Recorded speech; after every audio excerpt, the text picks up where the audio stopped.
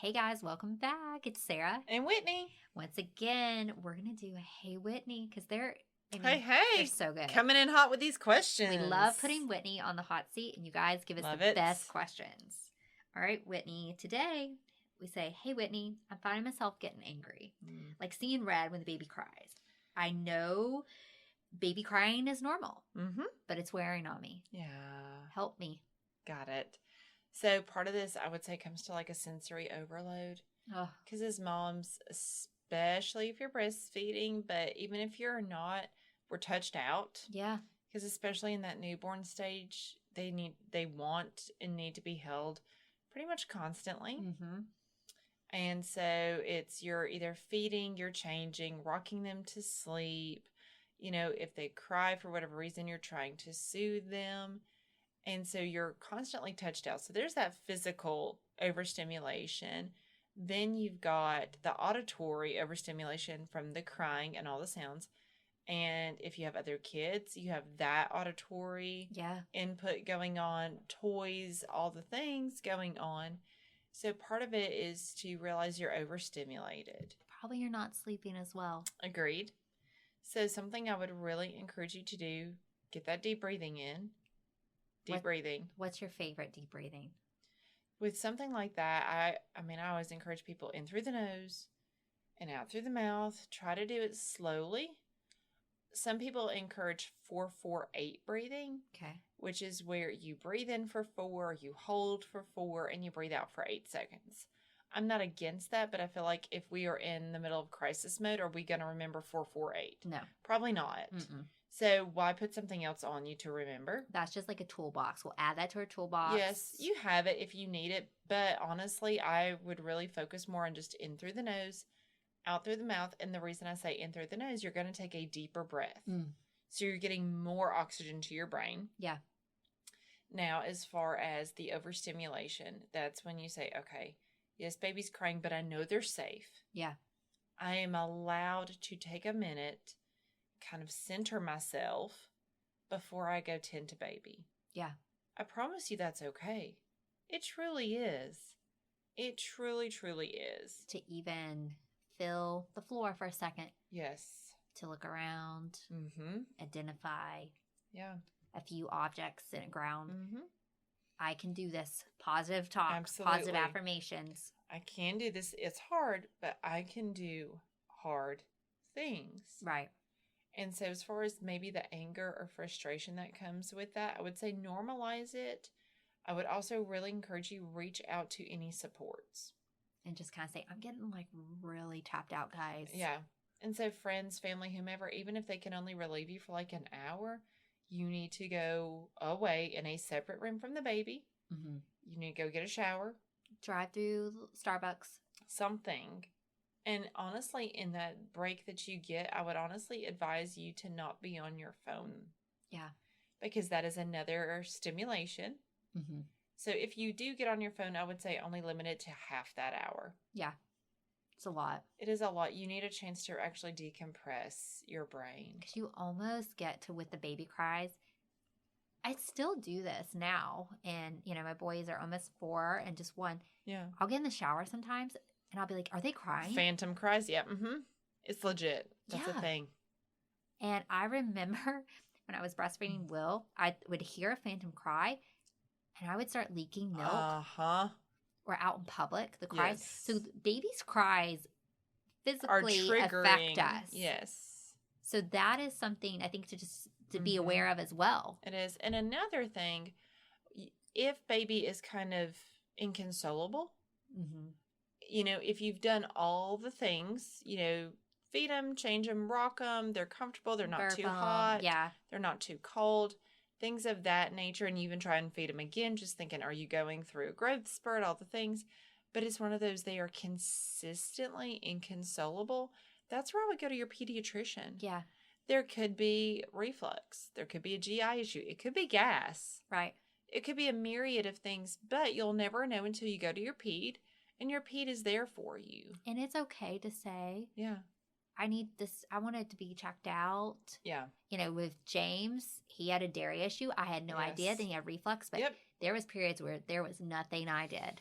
right, that I felt. And I even saying right, it's like I'm kind of mom shaming myself right there. It's like, it's not about right or wrong. I was doing the best I can. Yeah. But that's what we do. That's what we do, right? As moms, we think we've got this or we should know. And she was like, no, this is, his little belly. He's having these issues. And two, even if your kid does not have issues and it's just, colicky, not stop crying, safe, secure, you can take a second, safe place for the baby. Yeah. Take a second. Yeah. It's okay.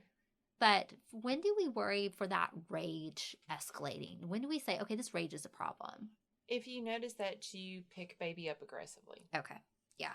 Or that you just try to ignore the baby. Mm-hmm. Not that you put baby in their crib and step out for a minute and just go, okay, just need a minute. I'm talking like you blatantly are like, I'm not going to that child anymore. Or you're like, whoa. Yeah. If you have thoughts like, I'm just going to throw the baby out the window, that is what we would call an intrusive thought. And you're not a bad mom for experiencing that thought, but that's a red flag. And what should they do in that? Like, is that when you tell your support staff, like I said that, like we have a support staff, supporters. Yes.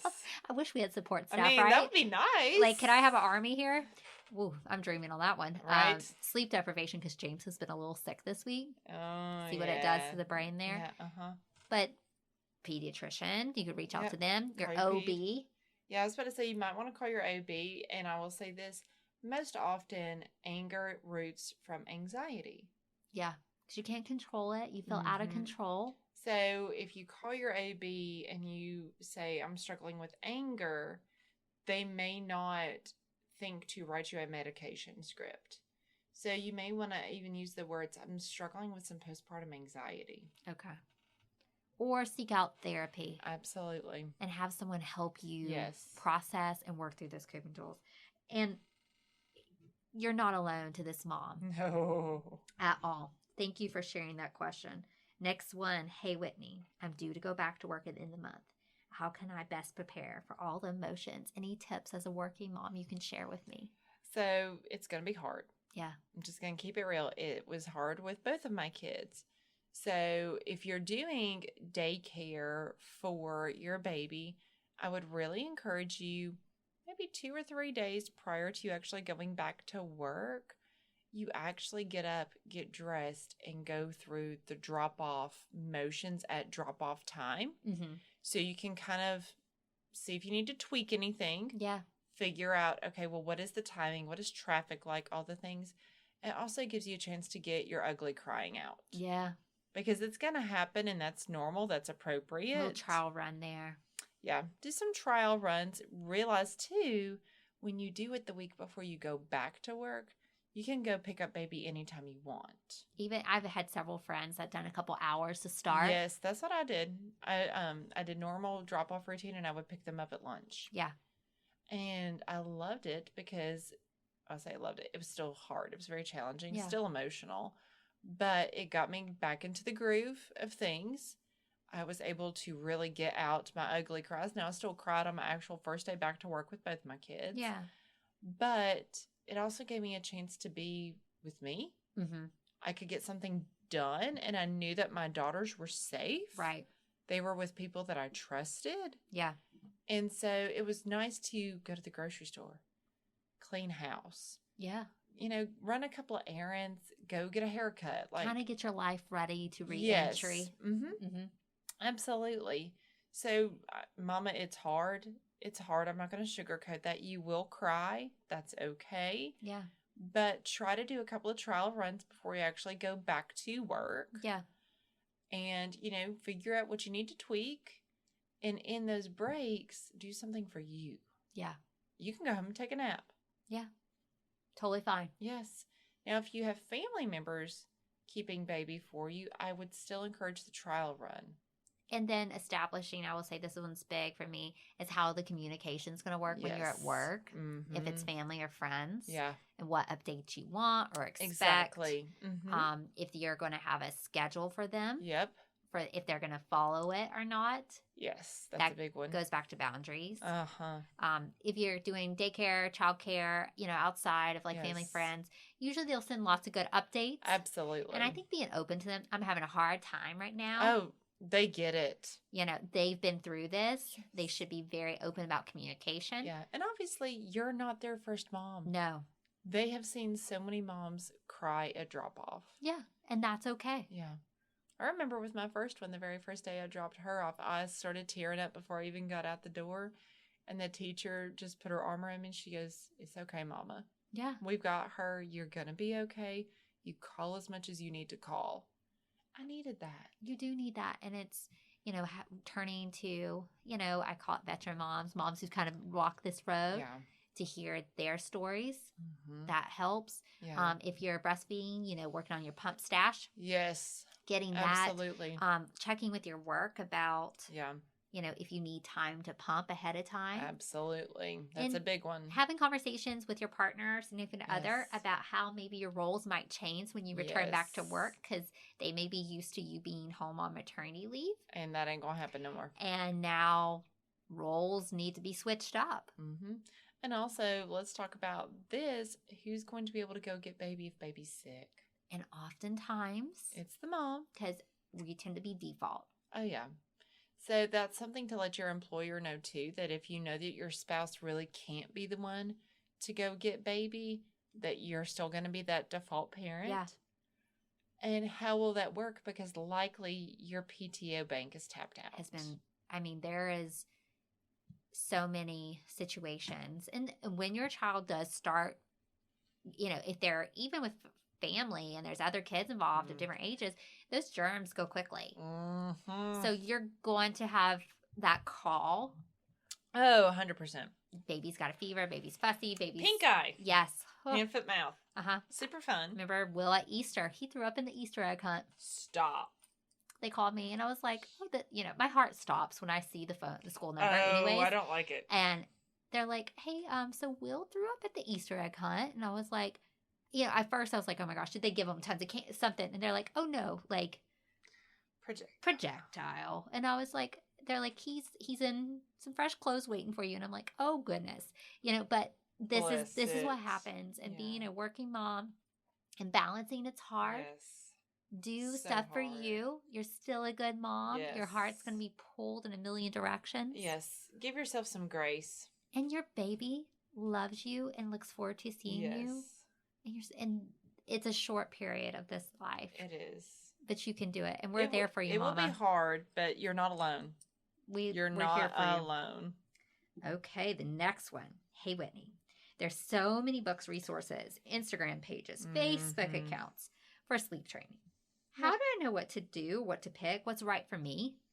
So I would say figure out where you fall on the sleep training spectrum. Right. Some people do cry it out. Some people do like a gentle sleep training. Some people focus more on wake windows. Figure out what feels right to you.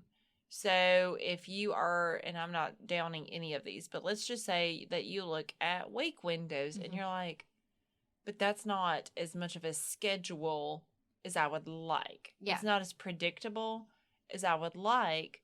Well, then realize, okay, if that's not going to be a good fit for you, don't even put it in the running. Right. Or if someone looks at cry it out and they're like, oh, but I just can't handle the thought of my kid just crying it out. Well, then that's not the right fit for you. Yeah. So figure out what will even work for your family. Like what you're even comfortable with. Yes. What your comfort levels are. What is conducive for your family. And just because, as we said before, Aunt Brenda did it some way.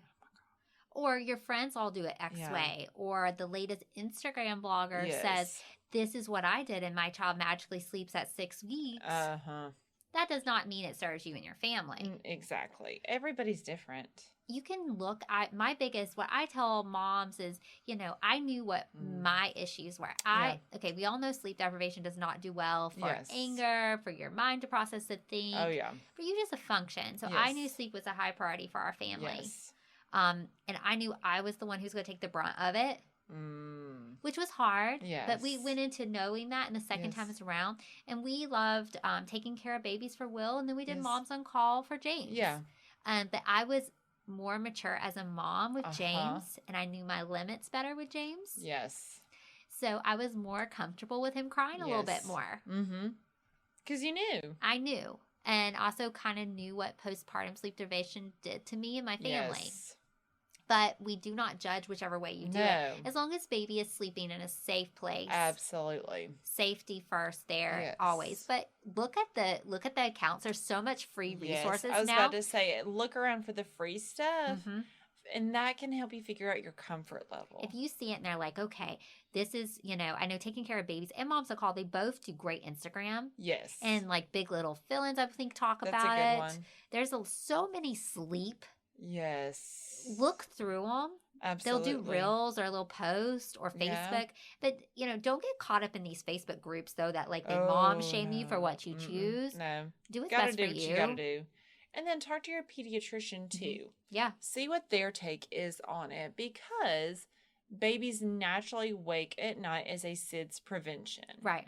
That's just kind of how their brains work. And it takes a while for them to go without feeding. Yes, it does. So their little bellies and food, and they have to get off what I call it the 24-night train, right? Yeah. Okay, where their like little GI systems are like, 24 constantly hours. Processing. Because, like us, we don't need to eat at night. No. Now, could I have ice cream at 2 a.m.? Absolutely, sure. I could. Mm-hmm. But it takes a minute. Yeah. We have to restrain ourselves. Exactly. So, so I always go back to, I forget what, some say 12 weeks, some say 16 weeks of like when the babies are okay. I had heard 4 months-ish. Yeah. So, and always talk to your pediatrician too. See what their feedback is. And it does take a while for babies to get days and nights figured out. Yes. That's a big one. And helping some general tips. There's just like trying to get, if you can get a nap scheduled during the day, nap does lead to good night's sleep. It does. Now, which way you go about that?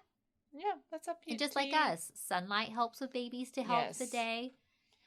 Dark rooms help. Love a good sound machine in our family. Mm-hmm. We swaddled. Yes. Will took a passing knot. All these are options for you. That doesn't mean you have to do this. No. But just what you feel comfortable. And there's so many free resources now that you can educate yourself. You really can. You'll feel it. And you'll feel what's right for you. But I agree. Don't do the Facebook groups because you're going to get a lot of people's opinions. And it's going to be very in your face. Keyboard terrorists, I call them. They just go hard and want to make you feel bad about yourself. So go to the official pages of these places. Scope it out. Figure it out if that is conducive to your family and if it's in your comfort level. And have an open discussion with your partner. Yeah. About what you're both comfortable with.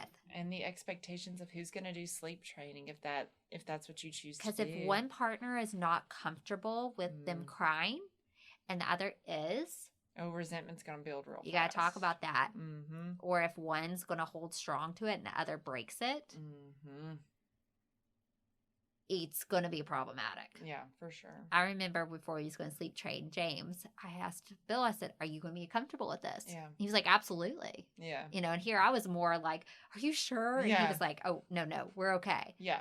So thankfully he was always supportive. Yeah. And he was like, she did her research. Nice. But I have heard of different situations where one feels very strongly. And so you guys have to meet in that middle. Absolutely. But if you're both getting up with that baby, that's okay. Exactly. But if you're just getting up, different story. Let's make some conversations. Absolutely. All right.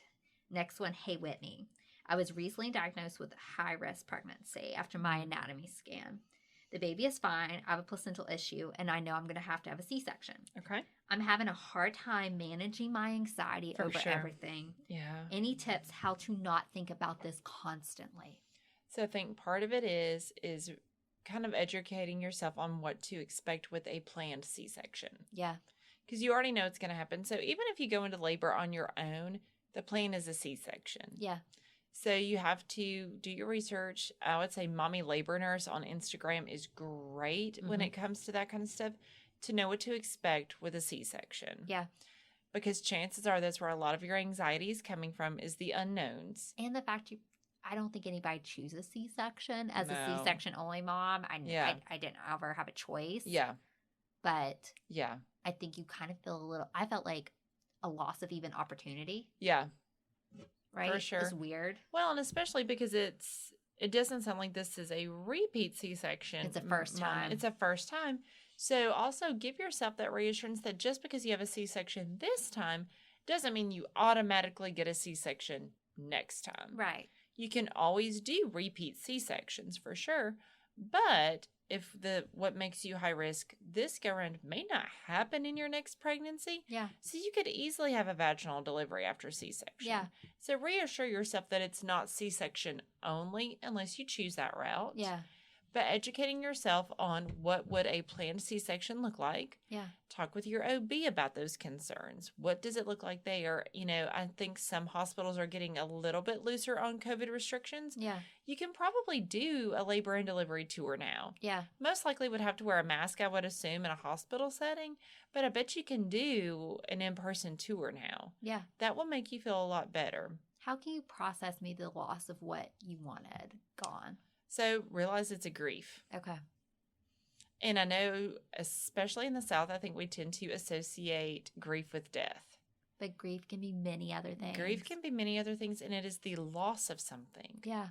So it's the loss of what you would have anticipated your delivery looking like had it not been high-risk pregnancy, planned C-section from 20 weeks on. That's a long time. That's a long time to kind of be staring down the barrel of, a planned C-section. And then probably doesn't help people. They did it to me. Oh, are you going to do natural? Are you going to do vaginal? Are you going to do this? And it's like, okay, A, none of your business. Yeah. B, I'm trying to work through that myself. Exactly. So with that too, I would encourage this mama to almost have like a designated worry time. Okay. So set a timer for 5 or 10 minutes. I really would not encourage to do more than that because then we tend to dwell and we'll end up with intrusive thoughts with that. But voice journal. Yeah. Talk about how you are discouraged. This does feel like a loss. It doesn't feel fair. Yeah. You really wish that you had the opportunity to go into labor on your own and experience a vaginal delivery or be induced and experience a vaginal delivery. Yeah. And two, I know because I've experienced this with both anatomy scans. I didn't receive good news, especially with Will's anatomy scan. Yeah. I thought everything was pitch perfect till anatomy scan. I think even it's not expected. I don't think it's natural to get told and process well a high risk diagnosis with your baby. Yeah. That's us as moms. Yeah. That's a hard thing to Very hear. hard. It's hard to process because you're carrying this child and you can't control it. You cannot change your placenta. No. You cannot change your baby's diagnosis. You did nothing to cause that. Exactly. So I think that's another aspect of it that I know it kept going through my head. Yeah, absolutely. But you're not alone and thinking about it because we want to control, we want to fix it. Yeah. And like you said, the grief. Oh, yeah. And you're not wrong to feel that. No, not at all. So give yourself permission to grieve. And then if it makes you feel better to have questions written down before your OB appointments, do it. Mm-hmm. Keep a journal, whatever you need to educate yourself. Absolutely. But just keep in check those worries. Yeah. Don't let it overtake you. Mm-hmm. And voice journal. Yeah, love that. All right, last one for today, Whitney. Hey, Whitney, I'm a mom of one toddler and pregnant and due very soon. I already feel the mental load of being a mom is unbearable some days. Any tips for balancing two? Well, same. I remember that feeling vividly. Oh my gosh, that you're so excited. Well, I was like so excited to bring in James. And yes. Because I was like, oh, they're going to be the best. Best friends. Right, because I'm the only child, so I always wanted a sibling. Yeah. And then I was like, I'm going to ruin his life. Yeah. What if I'm doing? I can't do this. I felt like, how am I going to do it? Yeah. So I think first off to this mom, we all think that. Oh, we all think that. I just remember when I found out I was pregnant with my second one, I remember holding my oldest daughter sobbing because I thought I was just taking so much away from her. Oh, I did that with Will too. And he was like, Mom, what's happening? Yeah, she just kind of sat there, looked at me like I had 3 heads. And he was like, can I have a sucker? And I'm like, can we embrace this moment, please? Yeah. She just kind of sat there and was like, okay, Mom. And I'm like, yep, we're just going to stay here for a little bit. Let me sob. Because it's weird as this sounds, this is almost a sense of grief as well. Yeah. Because we are grieving that, okay, we're no longer the same family dynamic that we've been. Yeah. You no longer get our sole attention. And you feel like and you feel guilty for that. You're like, how can I give equal? How am I going to love each of these children the same? Yeah, because you're not going to be able to serve everybody's needs at the same time. You just need to go ahead and accept that as much. And somebody or both of them may be crying, including yourself, at any given time. Oh, yeah. And you know what? That is when you order pizza and you do a movie night. And you just make life easy on yourself as best you can. Give yourself grace. Give yourself a lot of grace. Normalize that you probably are experiencing some grief right now. It is normal, even if it is a planned pregnancy, for you to be like, oh, have I messed up? Yeah.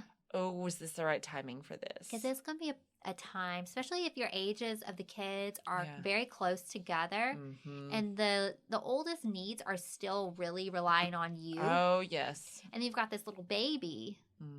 You feel you're torn. Oh, yeah. Can't make everybody happy. And then yourself is like last. For sure. One, I guess, baby wearing was super helpful to me with James. Yes. I will say, at least in the newborn stage, they're not mobile. So you can do the baby wearing. You can put them in the swing, things like that. We had little stations kind of wherever we went so I could have hands-free with Will. Yeah. And so one thing I remember doing was we, especially like in the living room and playroom, we would have the swing kind of right there with us, and I would just put the baby in the swing, and she would just kind of be hanging out, and I could play with my older daughter, and we would all be together. Yeah. But it was something like, okay, at least I know baby's in a safe place. I can actually spend some time with my older daughter. Like, it's going to be okay. And there is a period, I feel like, with any transition, right? Oh, yeah. Oh, yeah. That it feels chaotic. It feels out of control. Oh, yeah. And you feel, well, it's not your norm. It's not. And everybody's got to get in a new rhythm and routine. And I think, there's moments that I still, I'm like, I don't know if I can do this. Yeah. It's really hard. Absolutely. Because now they both, are extremely mobile. They both like to tantrum at the same time. They both like super fun. I say try to kill themselves at the same time. Yes. They tag team me. Yeah. They really do. Toddlers are hard. Yeah, very hard. And their emotions are, I feel like, my emotions sometimes, right? But I have to control my emotions to handle their emotions. The thing is, they have big emotions. They don't know how to express them. And we have big emotions, and we are going to kind of play off of each other. So that's why we as moms need to figure out our coping mechanisms, our triggers. Yep. What support or help we may need. I was about to say, with this one, what about your partner helping, either taking the baby for a little bit so you can spend some one-on-one time with your older child, and vice versa. That way you don't feel so overwhelmed. Can they help, with some of the meals? Yeah. Even if you're just doing a sandwich for supper, can they help do that? Yeah. Just something to where you don't feel like you have to be the one to burden everything. Exactly. So to this mom, it's an exciting time. It is. And I promise you, you will look back and you will say, I don't know how I did it, but you did it. Yes. And you've survived every single one of your, I don't know how I'm going to do it days, hardest days. And we're all in the trenches with you. Oh, for sure. I feel like even when our kids get, when we're talking when they're teens, we're going to be like... It's going to be a different trench. Different trench, but I feel like motherhood, you grow and it challenges you. Oh, for sure. So it's just a growth stage, Mama, but we're here with you. Yes, you're not alone. All right, Never. guys. Thank you. Keep sending us the questions. Till next time. That's all right. Have a good one.